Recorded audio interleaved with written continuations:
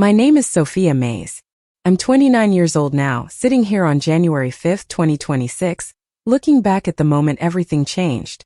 If you had seen me 4 years ago, almost to the day, you would have found me in a high-ceilinged conference room in downtown Savannah, Georgia.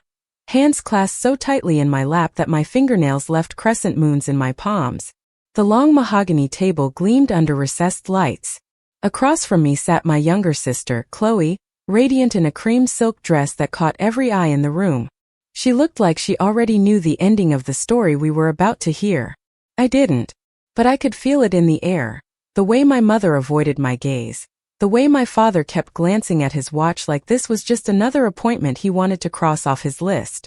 Daniel Park, my grandfather's attorney of more than 3 decades, adjusted his glasses and began to read what everyone in the room referred to as the main portion of the will. My mother leaned forward, voice soft and sweet like warm honey poured over broken glass. Chloe will be receiving $15 million from Arthur's estate, she announced, as though she were reading the winner of a raffle. My father slid a thick leather folder across the polished surface toward Chloe. A quiet ripple of congratulations moved through the handful of distant relatives seated along the walls. Chloe's manicured fingers brushed the edge of the folder, the way someone might touch a coronation crown. Then Daniel turned to me. No folder. No envelope. No figure at all. He gave a small, almost regretful shrug. As for you, Sophia, your grandfather made it very clear. He left you nothing. He wanted you to make your own way. He said you chose your career, your life in Chicago over family. He was finished waiting. My mother nodded once, crisp and conclusive, the way a judge might sign a final order. He told us himself. He was done. The room didn't spin the way it does in movies. It simply leaned, slow, sickening, like the deck of a ship taking on water. I felt the tilt in my chest, in the sudden tightness of my throat, in the way the air seemed to thicken around me. I didn't cry. I didn't shout. I didn't even open my mouth to argue. I stared at the wood grain in front of me and let the silence swallow me whole. And then Daniel did the one thing my parents had never anticipated. He pushed his chair back with deliberate calm, stood and said, "There is a second document. Sealed. Confidential. It was to be opened and read only when every immediate family member was present, especially Sophia." My mother let out a short, brittle laugh. "There is no second document, Daniel. You know that." Daniel didn't answer with words. He reached into his briefcase and withdrew a thick cream envelope sealed with my grandfather's personal wax stamp, the little anchor he had used since I was a child. He placed it on the table like something fragile that could also explode. The seal cracked open with a sound so small it should have been insignificant. It wasn't. When Daniel began to read, the room went so quiet I could hear my own pulse thudding in my ears. "To my granddaughter Sophia Mays," he read, voice steady and clear, "I leave full controlling interest in HarborMind Analytics, the company I have quietly established and funded over the last 8 years, together with all associated personal investment accounts, held entirely separate from any joint accounts shared with my son Mark." He continued. HarborMind Analytics was not some sentimental side project. It was a real, revenue-generating technology platform headquartered in Atlanta, built specifically for independent small business owners. Inventory forecasting that actually worked. Cash flow predictions simple enough for a hardware store manager to understand. Marketing decisions distilled into plain English dashboards instead of complicated spreadsheets.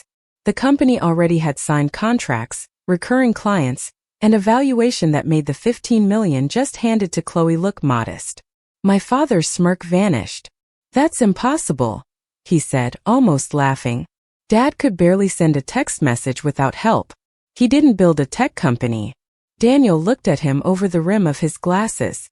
"With respect, Mr. Hayes, he didn't build it alone. He found the right partners.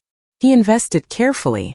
And he insisted repeatedly that everything connected to HarborMind remained solely in his name until this exact moment." My mother shot to her feet so fast her chair scraped across the hardwood.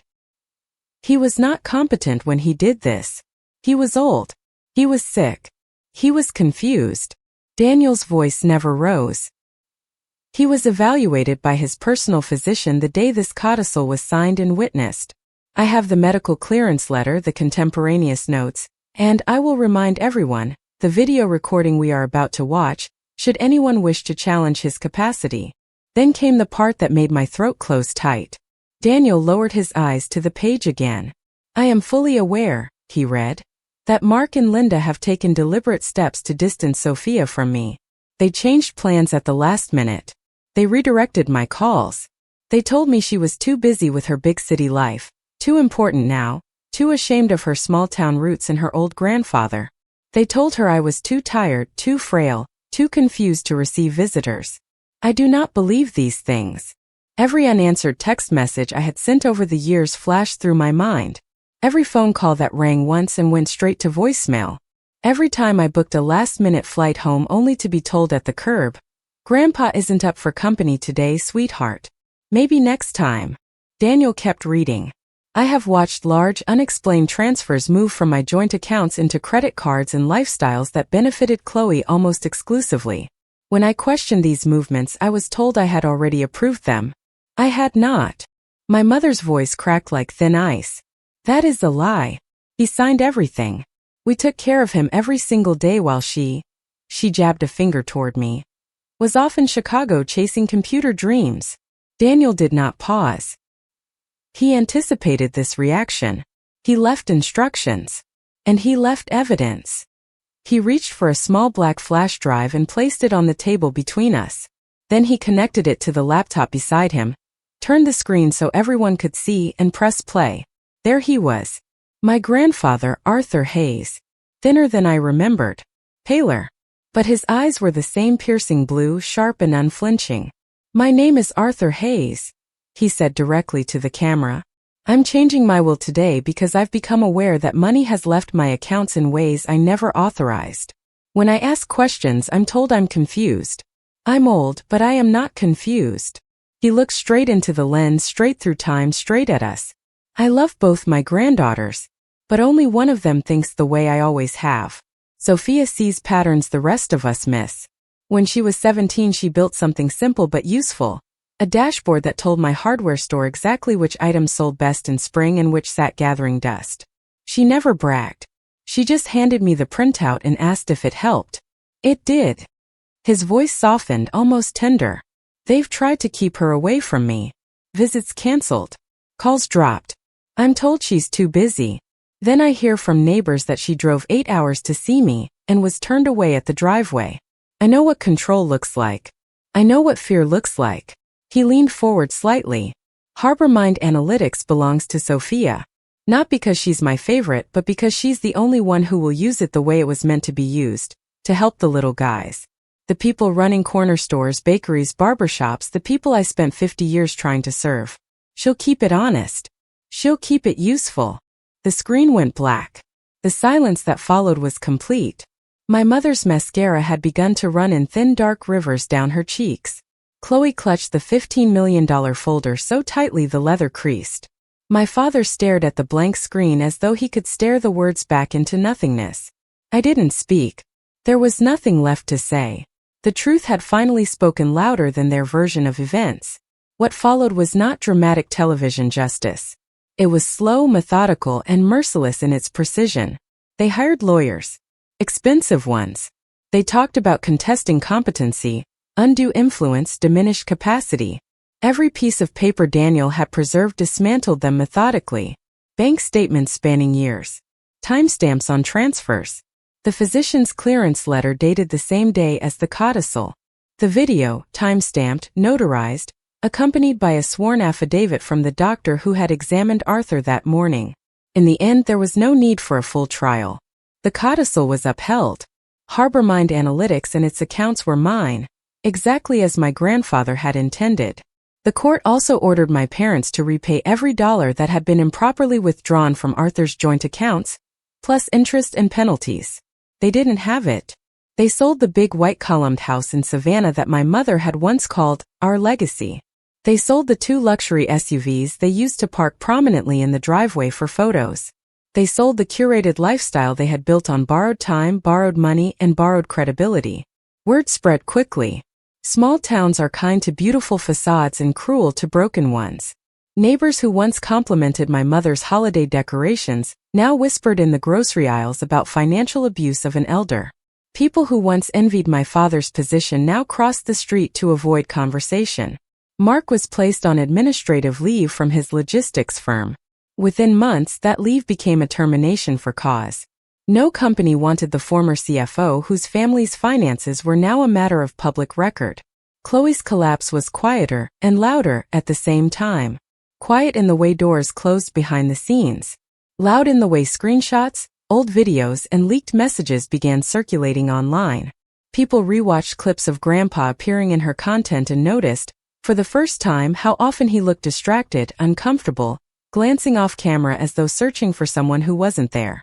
A former friend leaked private messages where Chloe had once bragged that she was set for life because her parents were making sure the will stayed in my favor. Brands that once sent free clothes and larger checks began sending polite emails instead. Reputational risk. We're moving in a different direction. Her follower count slid, then plummeted. The algorithm, so generous when everything looked perfect, turned indifferent. I didn't watch any of it with satisfaction. I watched it with something closer to exhaustion and pity. I moved to Atlanta. I signed every legal document that severed the final invisible threads connecting my future to theirs. No more shared emergency contacts. No more backdoor access to accounts for safekeeping. Grandma Ruth refused to stay in the emptying Savannah house while it was being prepared for sale. She packed her life into 2 suitcases and a few photo albums and came with me. She left behind the designer furniture and took only the framed picture of her and Arthur on the opening day of his hardware store. We found a modest 2-bedroom apartment near the small rented office where Harbormind's tiny original team still worked. The place smelled like fresh paint and new possibility. And slowly, quietly, Harbormind began to grow. Not because I wanted to prove anything to anyone, but because it worked. Small business owners, people who reminded me so much of my grandfather, started using the platform and stayed open when they thought they would have to close forever. A bakery owner in Macon called me in tears one Tuesday afternoon because she finally knew which 3 cupcakes were actually keeping the lights on, and which one she could stop baking without hurting her bottom line. A family-owned hardware store in coastal Georgia used our storm forecast integration to order exactly the right number of generators and tarps before a hurricane made landfall. They called afterward to say, "We didn't go under this quarter because of your software." Every time I heard those words, I heard my grandfather's voice underneath them. "Help the little guys, Sophie. That's what matters." I started a scholarship fund in Arthur's name. Every year we award full rides to students from working-class families who want to study data science, computer science, or business analytics. We also give out refurbished laptops, better than the beat-up one Grandpa once bought me from a closing office supply store, each one with a small engraved plate that reads, "You don't have to explain why you love numbers. Just keep going." 4 years later, I stood on a stage in New York under bright red lights and, for the first time, told the whole story to strangers. I didn't tell the ugly, vengeful details people sometimes crave. I told them about the girl who was told she was too much computer and not enough daughter. About the old man who quietly bet everything he had on her anyway. About the way love, real love, can outlast lies, greed, and rewritten histories. I showed them a slide of my grandfather's handwriting from the codicil, the place where he wrote, "Help the little guys." When I finished, the applause was warm, steady, real. It didn't feel like vindication. It felt like confirmation that his belief in me had landed somewhere solid. Later that night, back in my hotel room, I took off the blazer and heels, sat on the edge of the bed, and opened Grandpa's old wristwatch, the one thing I carry everywhere. The leather band is cracked. The face is scratched. But when you pop the back open, there's a tiny photo of me at 17, hair frizzing in every direction, grinning like an idiot beside my first hackathon project. Around the metal he'd paid extra to have engraved. "They never understood. But I always believed in you." I traced the words with my thumb until they blurred. For years I thought winning meant making them eat their doubts, making them admit they were wrong. Somewhere between the courtroom and that stage, I realized that wasn't the point at all. The point was that I stopped auditioning for people who had already decided not to see me. The point was that I took the love and belief I received from one old man and multiplied it, turning it into jobs, scholarships, second chances for people who came from families a lot like mine. If there is any lesson in what happened, it is this. Being the overlooked child does not mean you are unworthy. It usually just means the people around you are too afraid, too small, or too invested in their own story to handle who you really are. You do not have to stay in rooms where your value is up for debate. You are allowed to walk away. To build new rooms. To fill them with people who do not need to be convinced you matter.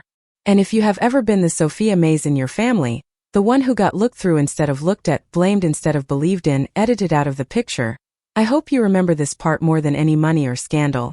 One person seeing you, really seeing you, can change the entire direction of your life. If that person is gone now, like mine is, then become that person for someone else. Because belief is the only thing that multiplies when you give it away. So I ask you quietly from the bottom of my heart, who was the one person who believed in the part of you everyone else tried to ignore? And what would happen if you finally believed in them too? I'd love to hear your story in the comments below. Because I promise you, you were never the problem. You were just waiting for the right chapter to begin. Thank you for listening.